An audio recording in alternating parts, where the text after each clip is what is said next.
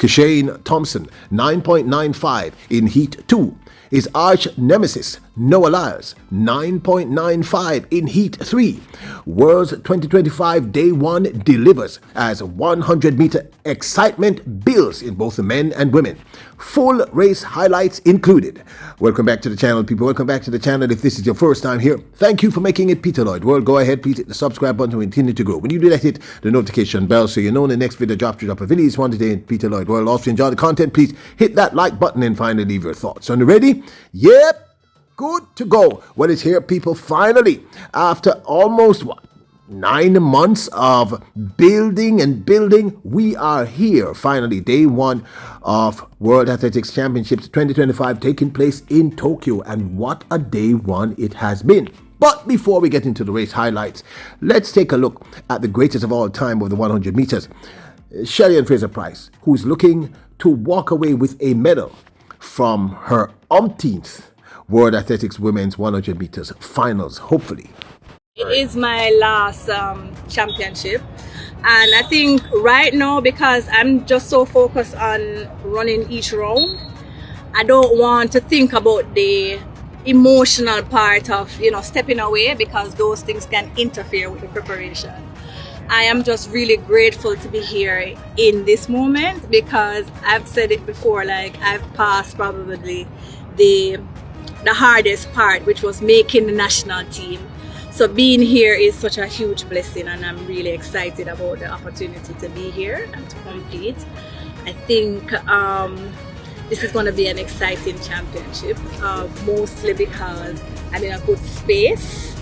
I think mentally I'm good. Our training has been fantastic, and I'm just looking forward to putting in pieces.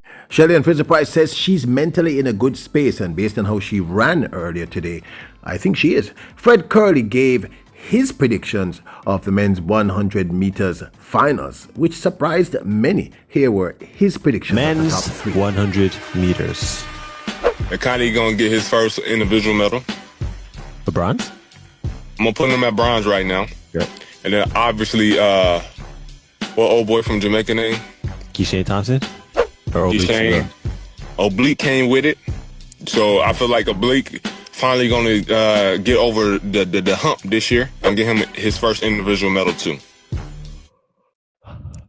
I feel like they're gonna be my 1 and 2. You don't have Noah getting a medal? Noah, his baby is the 200 right now. Right. He don't got time losing the 200. So Fred Curley is close to our prediction. We said Kishane 1, Oblique 2, and Noah Lyles 3. Okay. Latest news. Well, the young American Aaron Knighton has been banned for 4 years after case upholds appeals from World Athletics WADA, WADA. Remember, he was taken to task last year, I think, or early this year, and they appealed the case, but clearly they did not win. So he will be banned for 4 years. Introducing Peter Lloyd World merchandise, where style meets comfort. From trendy tees to cozy hoodies, we've got something for everyone. Elevate your wardrobe with our high-quality, fashionable designs that make a statement. Whether you're hitting the streets or chilling at home, Peter Lloyd World has you covered. Shop now and upgrade your look with Peter Lloyd World merchandise. Available exclusively at Peter Lloyd World. Link in description below. Danielle Williams spotted as she preps to defend her 2023 World Athletic Champion title in the women's 100 meters hurdles. She looked very calm, very cool. Take a listen to what she told TVJ. The new title to be gained. So that's my focus. Gaining a new title. This is my... Yeah, Danielle Williams seemed very, very calm in that one. Okay. So Jamaica had in the morning session of day 1, we had some good news and some not so good news. Good news, Samantha Hall made it through to the finals of the women's discus.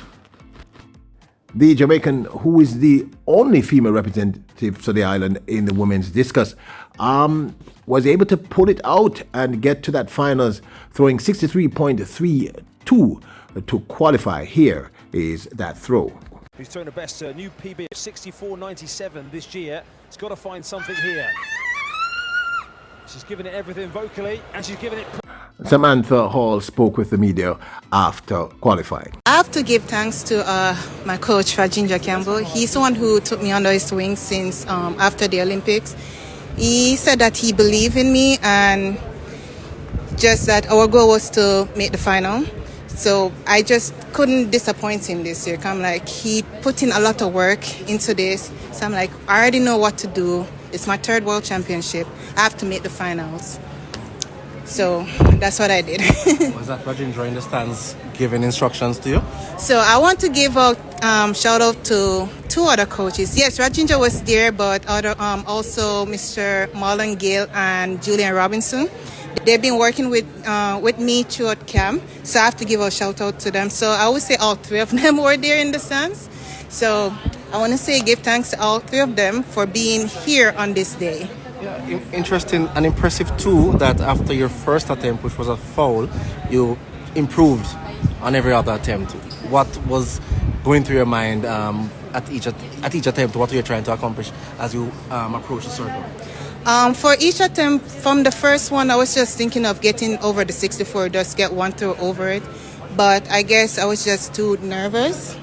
So until before my third throw, I was able to see Rajendra, which was a surprise to me. And surprisingly, it has seeing him has made me feel calm and confident. And he was able to remind me what to do. So I'm like, okay, just slow it down, execute, and get it out there.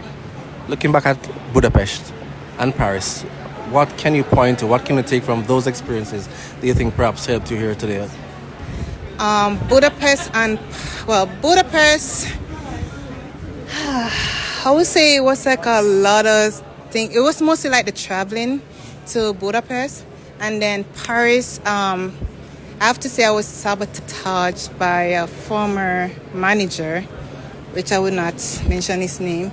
So this year, I just told myself I have to put the past behind me and just focus on the future. And what do you think the future holds for you? What do you want it to hold for you here in Tokyo? Here in Tokyo, I really want to be in the top 6 because I realize the rules has changed. But I definitely want to be in the top 3. I want to get my first medal. That will always be my first goal. But being in the final, top 6, right now. Jamaica's Akelia Smith just missed qualifying for the finals of the women's long jump. Her best jump was 6.34 meters. Now, the mixed 4x4 relays. Jamaica, well, we drew a very, very difficult heat, people, and we just weren't able to deliver. We ended up running 8th in that heat. As anticipated, the United States won this, with Great Britain taking 2nd. And I'm talking about the heats. The winning time for that heat was 3 minutes 10.18, with Great Britain coming 2nd in 3 minutes 10.22. South Africa took 3rd in 3 minutes 11.16. Jamaica came 8th. The team comprising of Javon Powell, Dejanay Oakley, Zandran Barnes, and Leah Anderson on the anchor leg ran 3 minutes 13.96 seconds to take 8th. Mary John finishing strongly, Italy charging from the back, and Japan finishing very strongly as well as South Africa start to tread water. Italy are closing for that top 3. It's Alexis Holmes winding down. Yemi Mary John can't get there on the line, and South Africa just hang on to that 3rd spot ahead of the fast finishing. So Jamaica was unable to make it through to the finals of the mixed 4x4, which was won by the United States, with the Netherlands taking 2nd. Then we got the unfortunate news that Megan Tapper had to pull out of the competition due to injury. This is really terrible, people, because this is the best year she was having since 2020. New PB, won her first Diamond League. Boy, anyway. Then it was on to the women's 100 meters heats, and things unfolded in the manner that we anticipated. All 3 Jamaicans, Tina Clayton, Shericka Jackson, and Shelly-Ann Fraser-Pryce, all made it through to the semi-finals. First up in Heat 1, Melissa Jefferson ran 10.99 to take an impressive win in her heat. Bit of a nervous twitch there for the Canadian for me in the blocks. Melissa Jefferson-Wooden gets that absolutely fine. Geraldine Frey got a good one as well for Switzerland. Geraldine Frey moving well at the moment, but Melissa Jefferson-Wooden's last 20 metres just so... In Heat 2, the national title holder, Tina Clayton took the win over Great Britain's Dina Asher-Smith, running 11.01 to take the win, with Dina Asher-Smith taking second in 11.07, with US South Border taking third. This was Heat 2. A really interesting race, this one, and all eyes on Clayton in 5, going well on the far side. Rosie is trying to run well, but Clayton now all at a canter. Clayton from Smith and Svoboda. Tina Clayton spoke to TVJ after her win. It was okay. The first ever World Championship run, how was it? It was okay. The main focus was just to come here, execute the race, and take it round by round. It's the first time being on this big stage. I've done it on under 20, but it's time to be on the big stage, and I'm very grateful. In their first clash since 2023, the finals at World Championships, Shakara Richardson took the win over Shericka Jackson. Richardson ran 11.03 to take the win, with Shericka Jackson running 11.04, with Australia's Tori Lewis running a national record to take third. The young Australian ran a personal best and a national record of 11.08 to make it through to the semi-finals. Ooh, I wouldn't say it's a fantastic start from any of them. Maybe Shericka Jackson kind of moving through the stages there pretty aggressively. Sha'Carri Richardson getting into her running in the latter stages. Richardson just pips Jackson. Heat number 4 saw Julian Alfred dismantle the field, running 10.93 to take an easy win, and looked quite dangerous in the process. Julian Alfred has been absolutely magnificent since becoming the Olympic champion. Good running from Cora of Switzerland on the far side, but Julian Alfred is just coasting. Alfred, Cora and Leduc. Daryl Dieter, for me, was a surprise in Heat number 4. She took on the American TT Terry and beat her quite easily, running a season's best and very impressive 10.94 to take the win ahead of TT Terry's 11.06. Low unusual start there from Azevedo of Brazil. Tanisha Terry doesn't get out of her blocks as well as Daryl Nita. The Brit in the middle of the field, Daryl Nita trying to run away from Tanisha Terry, and she's going to do it. Daryl Nita, that is a season. Heat number 6 saw Dosso of Italy take on Amy Hunt of Great Britain. Dosso took the win here, running a time of 11.10 to take the win ahead of Great Britain's Amy Hunt, who ran 11.13 to take the second spot. Dosso late to rise into the set position. Going well here, and she's got a little bit of daylight between herself and White. Amy Hunt coming through well on the near side. Dosso, Hunt and White. Then in Heat number 7 were the two veterans. Shelly-Ann Fraser-Pryce took on her friend Marie-Josée Talou-Smith of Côte d'Ivoire. Talou-Smith took the win here, running 11.05 to take the win ahead of Shelly-Ann Fraser-Pryce's 11.09 to take second. Pretty even on the start, perhaps. Marie-Josée Talou-Smith, as she so often does, getting a blinder. Shelly-Ann Fraser-Pryce trying to build momentum here in the last 20 metres. She's not going to get on terms with Talou-Smith, but she's going to come back second. Marie-Josée.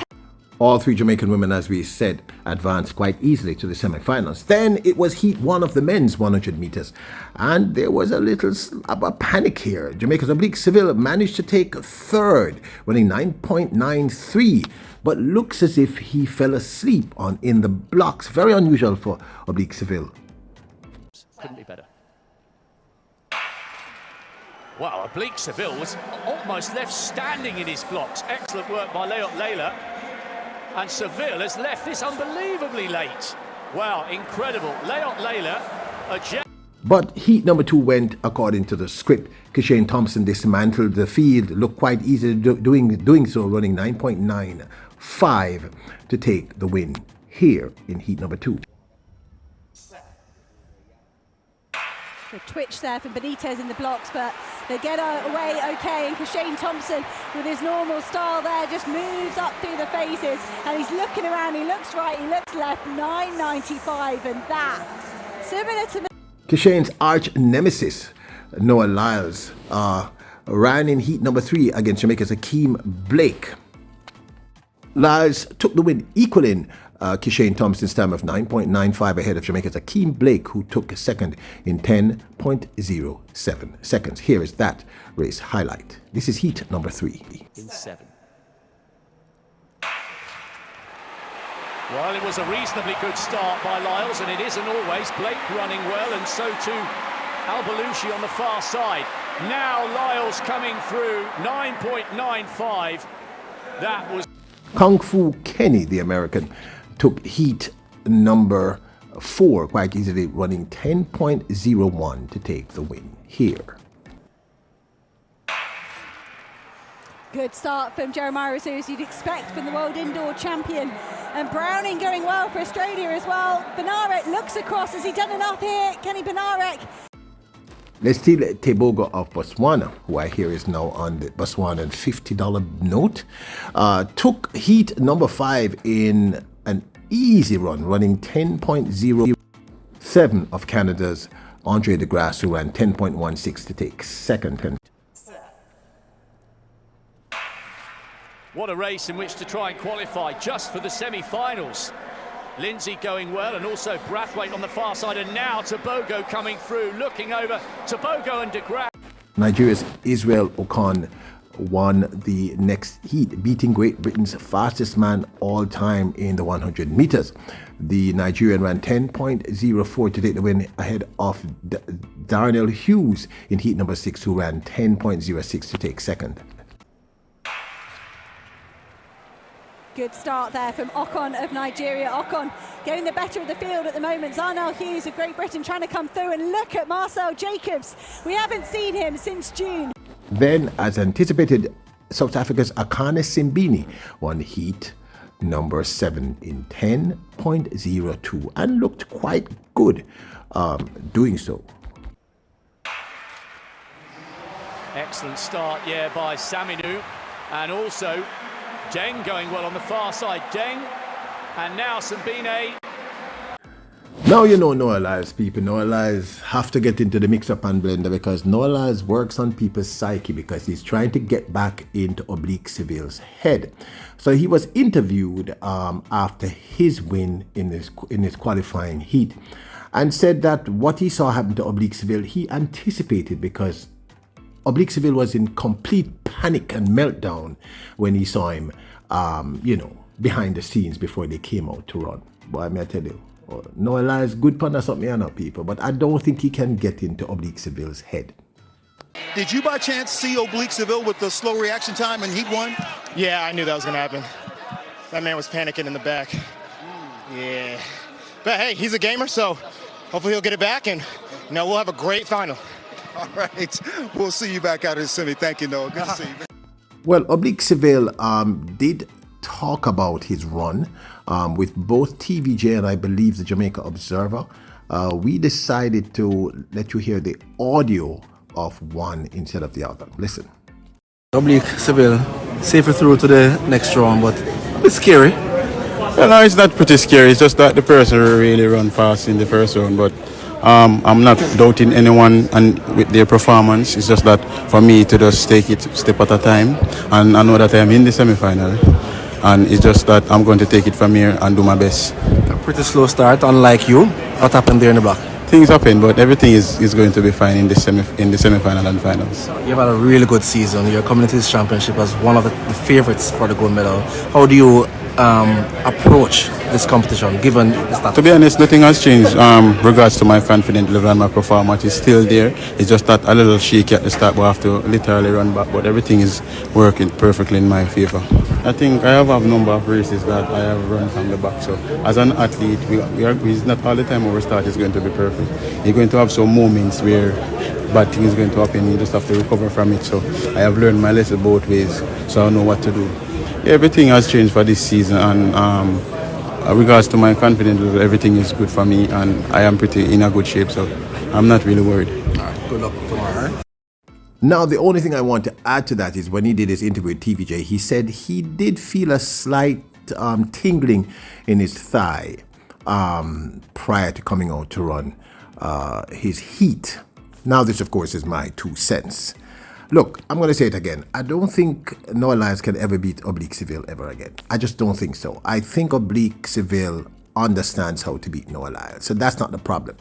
Oblique Seville simply needs to beat Oblique Seville. That's it.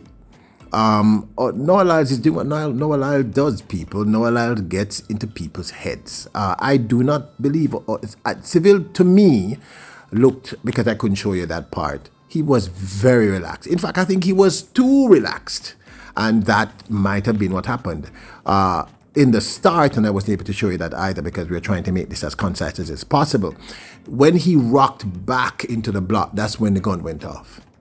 So that's what happened. He just miscalculated. And he fell asleep in the blocks. I've seen it happen to many athletes. What is important here, and I think people are missing it, is that he was able to run from about last to third. And did it quite easily, didn't have to run too hard. So that tells me he's in great physical shape. Great physical shape.